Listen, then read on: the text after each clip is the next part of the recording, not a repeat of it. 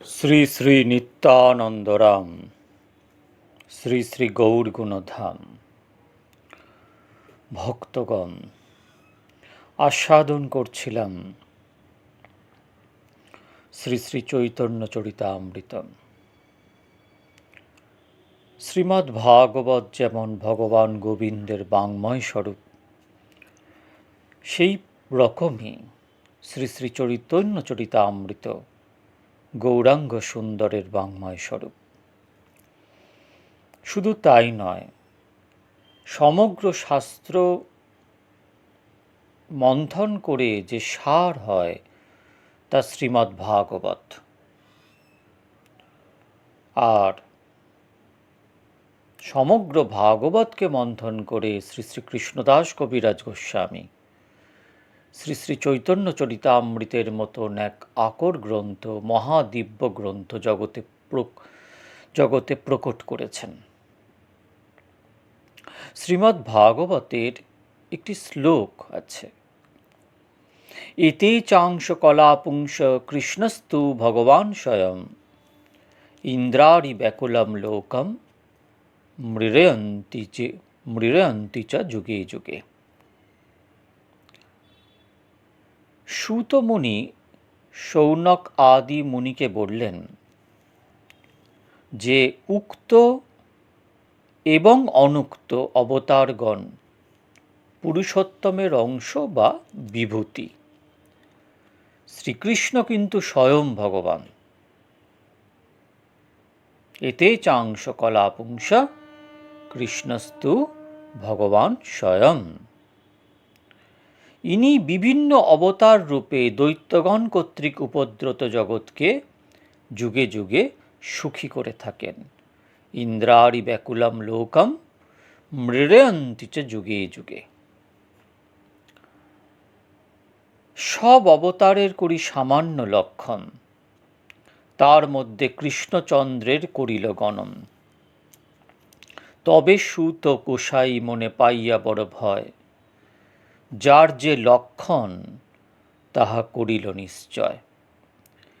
অবতার সব পুরুষের কলা অংশ, কৃষ্ণ স্বয়ং ভগবান সর্ব অবতংশ।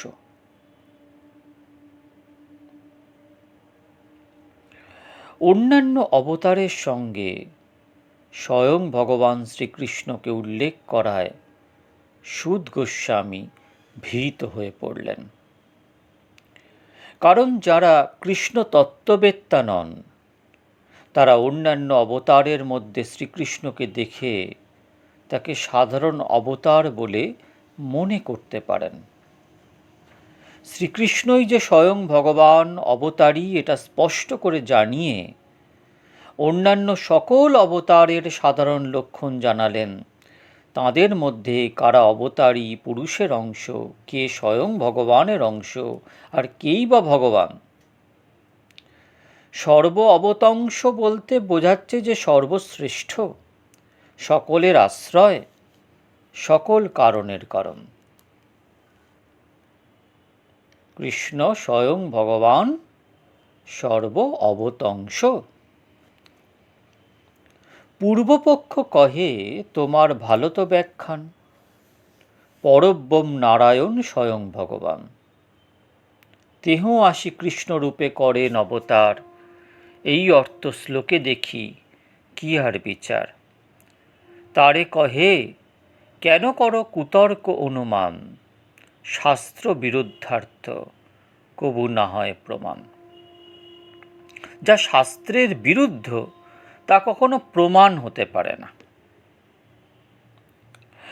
বিরুদ্ধবাদীরা গ্রন্থকারের সিদ্ধান্ত খণ্ডন করে বলেন যে পরব্রহ্ম অধিপতি নারায়ণই কৃষ্ণরূপে অবতার হয়ে লীলা করছেন। সুতরাং নারায়ণের অবতারই শ্রীকৃষ্ণ। নারায়ণ স্বয়ং ভগবান, কৃষ্ণ স্বয়ং ভগবান নন। এবার গ্রন্থকার কৃষ্ণদাস কবিরাজ গোস্বামীপাদ বিরুদ্ধ মতবাদ খণ্ডন করে বলছেন যে কুতর্কমূলক অনুমানে একই বাক্যের বিভিন্ন অর্থ হতে পারে, কিন্তু যে সকল অর্থ শাস্ত্র বিরুদ্ধ তা কখনো প্রামাণ্য বলে গৃহীত হয় না। একাদশী তত্ত্বে ধৃত ন্যায় আছে অনুবাদ মনুক্তা তো না বিধেয় মুদিরয়েত ন হালব্ধা স্পন্দং কিঞ্চিত কুত্রচিৎ প্রতিতিষ্ঠতি। অনুবাদ না বলে কিন্তু বিধেয় বলা উচিত নয়। বিদেহের আশ্রয় অনুবাদ, তাই আশ্রয়হীন বস্তু কোথাও প্রতিষ্ঠা লাভ করতে পারেন না। শ্রীকৃষ্ণ হলেন জ্ঞাত বস্তু বা অনুবাদ, এবং শ্রীকৃষ্ণের স্বয়ং ভগবত্তা হল অজ্ঞাত বস্তু বা বিধেয়। অনুবাদ মনুক্তাতু ইত্যাদি বচন অনুসারে অনুবাদ কৃষ্ণ শব্দ আগে বসবে এবং বিধেয় স্বয়ং ভগবান শব্দ পরে বসবে। সুতরাং কৃষ্ণস্তু ভগবান স্বয়ং এই রকম অন্যই শাস্ত্রসম্মত।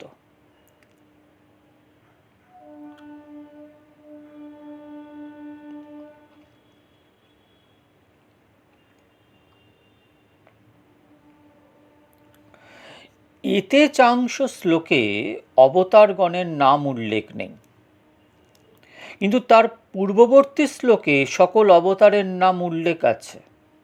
তাই এই শ্লোকে এতে শব্দে পূর্ববর্তী সকল অবতারকে নির্দেশ করা হয়েছে, কিন্তু যে সকল অবতারের নাম উল্লেখ করা হয়েছে তারা কে, কার অবতার তা জানা না থাকায় এই অজ্ঞাত বস্তুবাচক শব্দটিই হবে বিধেয়।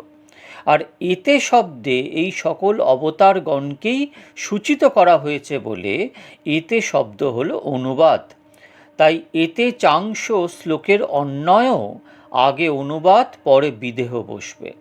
তেমনি পূর্ববর্তী শ্লোকসমূহে অবতারগণের মধ্যে কৃষ্ণের নাম উল্লেখ থাকায় কৃষ্ণ জ্ঞাত বস্তু অর্থাৎ অনুবাদ বলে আগে বসবে এবং তাহার বিশেষ জ্ঞান অর্থাৎ কৃষ্ণের স্বরূপ বা স্বয়ং ভগবত্ত অজ্ঞাত বস্তু বলে বিদেহ রূপে পরে বসবে। কৃষ্ণ স্বয়ং ভগবান অর্থাৎ তার স্বয়ং ভগবত্তা অজ্ঞাত বস্তু বা বিদেহ বলে সাধ্য অর্থাৎ সাধনীয়, কারণ কৃষ্ণের বিশেষ পরিচয় হল তার স্বয়ং ভগবত্তা। সুতরাং স্বয়ং ভগবত্তাই সাধ্য বা বিধেয় হওয়াতে কৃষ্ণস্তু স্বয়ং ভগবান অর্থাৎ শ্রীকৃষ্ণই স্বয়ং ভগবান, তিনিই অবতারী, এরকম অন্যই শাস্ত্রসম্মত। বিষয়বস্তুটা আপনাদের কাছে প্রাথমিক ক্ষেত্রে একটু শক্ত মনে হবে, কারণ চৈতন্য চরিতামৃত খুব শক্ত গ্রন্থ।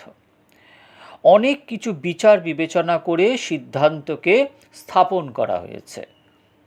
তাই একটু বারবার মন দিয়ে শ্রবণ করতে করতে, স্বাধ্যায় করতে করতে আপনাদের এই গ্রন্থকে আপনারা খুব সুন্দর করে অবগত হতে পারবেন। প্রত্যেকটা ভিডিও বারবার শুনুন, প্রত্যেকটা কথা বারবার শুনুন। আমি চেষ্টা করছি খুব যত্নের সহিত আপনাদের কাছে পরিবেশন করতে। তো অনুবাদ না কহিয়া না কহি বিধেয়, আগে অনুবাদ কহি পশ্চাৎ বিধেয়। বিদেহ কহিতে তারে যে বস্তু অজ্ঞাত, অনুবাদ কহি তারে যেই হয় জ্ঞাত। ওইছে কহি এই বিপ্র পরম পণ্ডিত, বিপ্র অনুবাদ ইহার বিদেহ পাণ্ডিত্য। বিপ্রত্ব বিখ্যাত তার পাণ্ডিত্য অজ্ঞাত, অতএব বিপ্র আগে পাণ্ডিত্য পশ্চাৎ। তৈছে ইহা অবতার সব হইলা জ্ঞাত, কার অবতার এই বস্তু অবিজ্ঞাত। এতে শব্দে অবতারের আগে অনুবাদ, পুরুষের অংশ পাছে বিদেহ সংবাদ। তৈছে কৃষ্ণ অবতার ভিতরে হইল জ্ঞাত, তাহার বিশেষ জ্ঞান সেই অবিজ্ঞাত। অতএব কৃষ্ণ শব্দ আগে অনুবাদ, স্বয়ং ভগবত্ত পাছে বিদেহ সংবাদ। কৃষ্ণের স্বয়ং ভগবত্ত ইহা হইল সাধ্য, স্বয়ং ভগবানের কৃষ্ণত্ব হইল বাধ্য।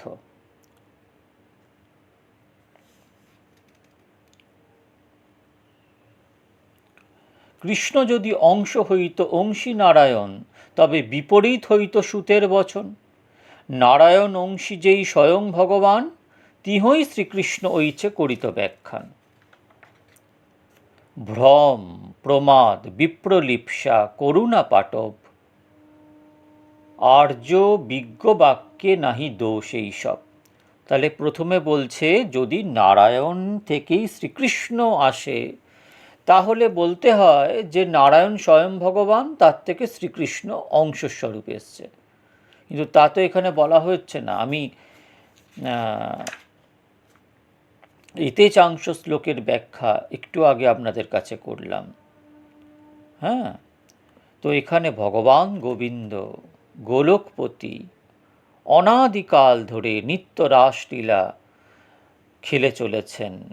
গোলকের পরম ধন প্রেম তত্ত্বকে লাভ করাই আমাদের পরম পুরুষার্থ, যা পঞ্চম পুরুষার্থ বলা হয়েছে। এবং সেই গোবিন্দ, সেই অনাদির আদি গোবিন্দ থেকেই এই সব কিছু উৎপত্তি হয়েছে।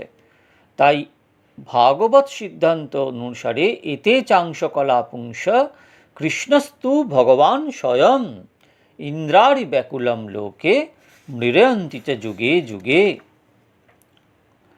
তাই ভাগবত সিদ্ধান্ত এবং মহাজন সিদ্ধান্ত কখনো মিথ্যা হতে পারে না। কারণ ভ্রম, প্রমাদ, বিপ্রলিপ্সা, করুণা পাটব, যারা মহাত্মা, যারা মহাপুরুষ, তাদের এইসব দোষ থাকে না। ভ্রমটা কি? ভ্রম মানে হচ্ছে ভ্রান্তি। সহজ ভাষায় ভ্রম বলতে আমরা ভ্রান্তিকে বুঝি। অর্থাৎ অবস্তুতে বস্তুজ্ঞান, যেমন রজ্জুতে সর্পজ্ঞান। অন্ধকারে একটা রজ্জু পড়ে আছে, দড়ি পড়ে আছে, দূর থেকে আমার মনে হচ্ছে এটা সর্প। এটা ভ্রম। মহাপুরুষদের এসব থাকে না, এসব গুণ নেই। মহাপুরুষ দিব্য, ভগবানের দিব্য গুণ, ভগবানের দিব্য শক্তি এইসব আর্য আচার্যদের মধ্যে সঞ্জাত করা আছে। তাই এনাদের ভ্রম বলে কিছু নেই। তাই যা মহাপুরুষ যা সিদ্ধান্ত দেবেন তা অনেক বুঝেই দেবেন, যা সত্য তাই অবগত করাবেন। প্রমাদ বলতে কি বোঝায়? প্রমাদ বলতে অসাবধানতা বা অমনোযোগিতার জন্য এককে অন্য করে শোনা বা বলা। বিপ্রলিপ্সা বলতে বোঝায় বঞ্চনা করবার ইচ্ছা, অপরকে বঞ্চনা করা, বিশ্বাসঘাতকতা করা। আর করণা পাটব মানে করণ অর্থাৎ ইন্দ্রিয়, অপাটব, করণ যুক্ত অপাটব, করণা পাটব। করণ অর্থাৎ ইন্দ্রিয়, অপাটব অর্থ অপটুতা, অর্থাৎ ইন্দ্রিয়ের অপটুতা। যেমন জন্ডিস বা কমলা রোগে আক্রান্ত ব্যক্তি সমস্ত বস্তুকে, এমনকি সাদা বস্তুকেও হলুদ দেখে, এটা তার করণা পাটব দোষ। কিন্তু বিজ্ঞ বা ঋষিগণের বাক্যে এইসব দোষ নেই, তাদের বাক্য অভ্রান্ত সত্য। বিরুদ্ধার্থ, বিরুদ্ধ যুক্ত অর্থ, অর্থাৎ যে অর্থ বিরুদ্ধ মত পোষণ করে, সেই বিরুদ্ধার্থ কহ তুমি, কহিতে করো রোষ, তোমার অর্থে অধিমৃষ্ট বিধেয়াংশ দোষ। অধিমৃষ্ট বিধেয়াংশ দোষ বলতে কি বোঝায়? যে স্থানে বিধেয়াংশকে প্রধান রূপে বর্ণিত করা হয়নি, অলঙ্কার শাস্ত্র অনুযায়ী অনুবাদের পরে বিধেয় অংশকে বসালেই বিধেয়াংশ প্রাধান্য সূচিত হয়। যদি তা না হয় তবে অবিমৃষ্ট বিধেয়াংশ হয়, যা অলঙ্কার শাস্ত্র অনুযায়ী একটি দোষ। স্বয়ং ভগবান তো কৃষ্ণ, এই রকম অন্যয় বিধেয় স্বয়ং ভগবান অনুবাদ কৃষ্ণের আগে বসেছে বলে অবিমৃষ্ট বিধেয়াংশ দোষ বলা হলো।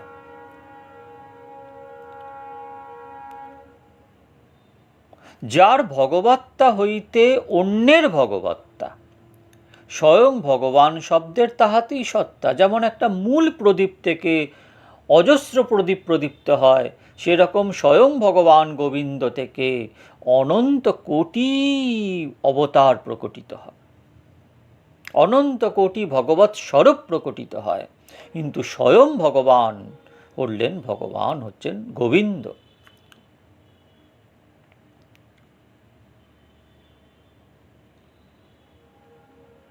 দ্বীপ হইতে ঐছে বহু দ্বীপের জ্বলন, মূল এক দ্বীপ তাহা করিয়ে গণন। তৈছে সব অবতারের কৃষ্ণ সে কারণ, আর এক শ্লোক শুনো কুব্যাখ্যা খণ্ডন। ভাগবতের শ্লোক। অত্র স্বর্গ বিসর্গশ্চ স্থানং পোষণমূতয়া, মন্বন্তরেশানুকথা নিরোধো মুক্তিরাশ্রয়া। দশমস্য বিশুদ্ধ্যর্থং নবানামিহ লক্ষণম, বর্ণয়ন্তি মহাত্মানা শ্রুতেনার্থেন চাঞ্জসা। অর্থাৎ ভাগবতে স্বর্গ, বিসর্গ, স্থান, পোষণ, কর্মবাসনা, মন্বন্তর, ঈশানুকথা, নিরোধ, মুক্তি, আশ্রয়, এই 10টি পদার্থ লক্ষিত হয়। দশম পদার্থ আশ্রয়ের তত্ত্বজ্ঞান লাভের জন্য মহাত্মাগণ অন্য 9টি পদার্থের স্বরূপকে কোথাও শ্রুতির দ্বারা, কোথাও তাৎপর্যবৃত্তির দ্বারা, কোথাও বা সাক্ষাৎ রূপে বর্ণনা করেছেন। শ্রী সুখদেব গোস্বামী শ্রীমদ্ ভাগবত পুরাণের 10টি লক্ষণ এই শ্লোকে ব্যক্ত করেছেন। 10টি লক্ষণ কি? স্বর্গ মানে প্রকৃতির যে গুণত্রয়, অর্থাৎ গুণত্রয় মানে সত্ত্বগুণ, রজগুণ, তমগুণ, এই যে গুণত্রয়, এই গুণত্রয়ের পরিমাণবশত পরমেশ্বর কর্তৃক আকাশ আদি পঞ্চমহাভূত, শব্দ আদি পঞ্চতন্মাত্রা, একাদশ ইন্দ্রিয় এবং মহত্তত্ত্ব অহংকার তত্ত্বের সৃষ্টির নাম হচ্ছে স্বর্গ। বিসর্গ মানে ব্রহ্মা কর্তৃক চরাচর সৃষ্টির নাম বিসর্গ। স্থান বা স্থিতি মানে ভগবানের সৃষ্ট বস্তুসমূহের মর্যাদা পালনে যে উৎকর্ষ, তার নাম স্থান বা স্থিতি। পোষণ মানে ভক্তের প্রতি ভগবানের অনুগ্রহের নাম পোষণ। উতি মানে কর্মবাসনার নাম উতি। মন্বন্তর মানে প্রত্যেক মন্বন্তরে ঈশ্বর অনুগৃহীত সাধুগণের চরিত্ররূপ ধর্মের নাম মন্বন্তর। ঈশানুকথা বিভিন্ন ভগবৎ অবতারের চরিত্র এবং ঈশ্বর অনুগামী সাধুগণের পবিত্র কথাই ঈশানুকথা। নিরোধ মানে মহাপ্রলয় ভগবান যখন প্রাকৃত প্রপঞ্চ বা মায়ার দিকে দৃষ্টি নিমীলন করেন, এটাই ভগবানের শয়ন, তখন নিজ নিজ উপাধির সঙ্গে জীব ভগবানে লয়প্রাপ্ত হয়, অর্থাৎ অনুপ্রবেশ করে, একে নিরোধ বলে। মুক্তি অবিদ্যা দ্বারা আচ্ছন্ন অজ্ঞতা ত্যাগ করে, অর্থাৎ মায়িক স্থূল ও সূক্ষ্মরূপ ত্যাগ করে শুদ্ধ জীব স্বরূপে কিংবা ভগবৎ পার্ষদ রূপে অবস্থান করাই মুক্তি। অর্থাৎ জীব ভগবৎ ধামে গিয়ে দিব্য দেহ ধারণ করে শালক্য, সাযুজ্য, সারূপ্য, কৈবল্য বিভিন্ন প্রকার মুক্তি লাভ করে। আর আশ্রয়, যা থেকে এই বিশ্বের উৎপত্তি ও লয় এবং যা থেকে এই বিশ্বের প্রকাশ, তাকে বলে আশ্রয়। উপাসনা ভেদে তাকে ব্রহ্ম পরমাত্মা ভগবান বলা হয়েছে। দশম যে পদার্থ আশ্রয়, সেই আশ্রয় তত্ত্ব এবং প্রথম 9টি তার আশ্রিত তত্ত্ব, অর্থাৎ শ্রীকৃষ্ণই এই আশ্রয় তত্ত্ব। আশ্রয় জানিতে কহি এই নব পদার্থ, এ নবের উৎপত্তি হেতু সেই আশ্রয়ার্থ। কৃষ্ণ এক সর্বাশ্রয়, কৃষ্ণ সর্বধাম, কৃষ্ণের শরীরে সর্ব বিশ্বের বিশ্রাম।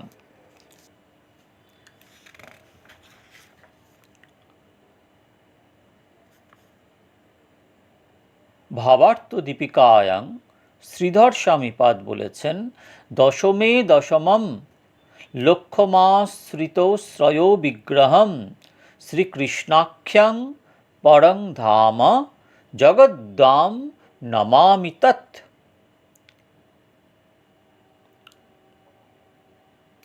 অর্থাৎ যার বিগ্রহ আশ্রিতগণের আশ্রয় এবং যিনি সমস্ত বিশ্বের আশ্রয় অর্থাৎ মূল আশ্রয়, শ্রীমদ্ ভাগবতের দশম স্কন্ধের লক্ষ্য সেই শ্রীকৃষ্ণ নামক দশম পদার্থকে, আশ্রয় পদার্থকে নমস্কার করি। কৃষ্ণের স্বরূপ আর শক্তিত্রয় জ্ঞান, এই যে কৃষ্ণের যে স্বরূপ, স্বরূপ মানে নিজরূপ, সেটা শক্তিত্রয় বলা হচ্ছে কেন না? শক্তিত্রয় জ্ঞান মানে ভগবান শ্রীকৃষ্ণের তিন প্রধান শক্তি আছে। এক অন্তরঙ্গা চিৎশক্তি, বহিরঙ্গা মায়াশক্তি, তটস্থা জীব শক্তি। এই তিন শক্তি এবং শ্রীকৃষ্ণ যে যে ভগবৎ স্বরূপে আত্মপ্রকট করেছেন সেই সম্বন্ধে যে জ্ঞান, কৃষ্ণের স্বরূপ আর শক্তিত্রয় জ্ঞান যার হয় তার নাহি কৃষ্ণেতে অজ্ঞান। এই জ্ঞান যার হয়ে যায় সে কৃষ্ণকে জেনে ফেলে। কৃষ্ণের স্বরূপ হয় সরবিধ বিলাস, প্রাভব বৈভব রূপে দ্বিবিধ প্রকাশ। ভগবান শ্রীকৃষ্ণ স্বয়ং রূপ ছাড়া আরও 6 রূপে বিহার করেন। সেই 6 রূপ হল প্রাভব, বৈভব, অংশ, শক্তাবেশ, বাল্য, পৌগণ্ড। এখন প্রকাশের আবার 2 রূপ, এক বৈভব প্রকাশ, প্রাভব প্রকাশ। ব্রজে রাসলীলায় এবং দ্বারকায় মহিষী বিবাহে শ্রীকৃষ্ণের বহু মূর্তি তার প্রাভব প্রকাশ ও শ্রী বলরাম তার বৈভব প্রকাশ। শ্রীকৃষ্ণ যখন দ্বারকায় চতুর্ভুজ হন তখন তার বৈভব বিলাস, আর ব্রজের দ্বিভুজ মূর্তি তার প্রাভব প্রকাশ। লঘু ভাগবতামৃত অনুসারে শ্রীকৃষ্ণ স্বরূপের অন্তর্ভুক্ত হল স্বয়ংরূপ, তদেকান্তরূপ এবং আবেশরূপ। তদেকান্তরূপ আবার 2 ভেদে যুক্ত, বিলাস এবং সাংস। বিলাস আবার 2 শ্রেণীতে বিভক্ত, প্রাভব বিলাস, বৈভব বিলাস। বাসুদেব, শঙ্কর্ষণ, প্রদ্যুম্ন, অনিরুদ্ধ আদি প্রাভব বিলাস, আর কেশব, নারায়ণ, মাধব আদি 24 মূর্তি বৈভব বিলাস। অর্থাৎ উক্ত পয়ারে প্রাভব ও বৈভব শব্দে ভগবানের সমস্ত প্রকার প্রকাশ ও বিলাস পরিলক্ষিত হল।